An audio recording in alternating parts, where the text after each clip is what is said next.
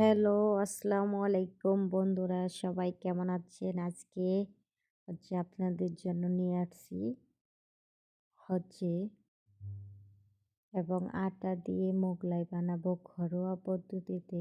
So সবাই দেখতে থাকেন। দেখেন আমি সুন্দর করে একটা বড় করে রুটি বানিয়ে নিয়েছি। অনেক বড় করে বা বেশি পাতলাও করবেন না, বেশি মোটাও করবেন না। এই সাইজ করে একটা রুটি বানিয়ে নেবেন। দেখেন আমি রুটিটাকে বেলে নিয়েছি। আপনারাও এইভাবে করে বেলে নেবেন।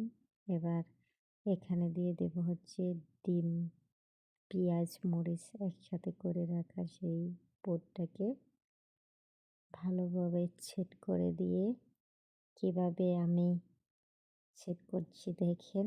ভিডিওটা দেখে বুঝে নেবেন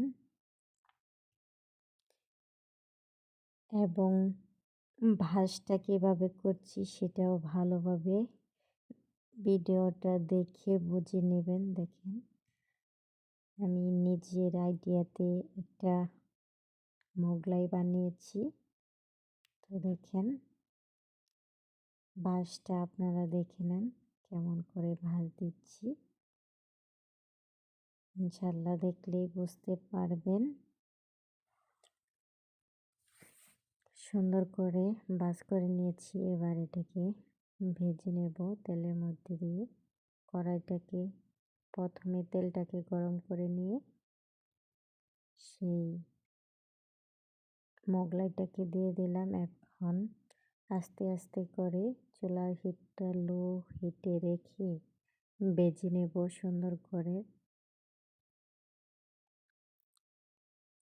দেখেন আমি উল্টিয়ে নিয়েছি। আস্তে আস্তে করে ভাজতে হবে, না হলে পুড়ে যাবে বা ভিতরে কাঁচা থাকবে, তখন খেতে ভালো লাগবে না। দেখেন আমি কিভাবে করে ভেজে নিচ্ছি, আপনারাও এভাবে করে ভেজে নেবেন।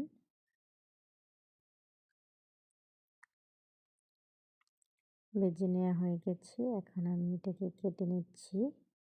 দেখেন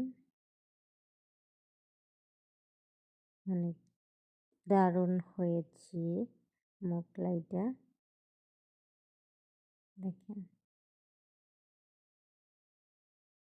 এই যে দেখেন কত সুন্দর হয়েছে। এবার বাচ্চাটা খাবে দেখেন।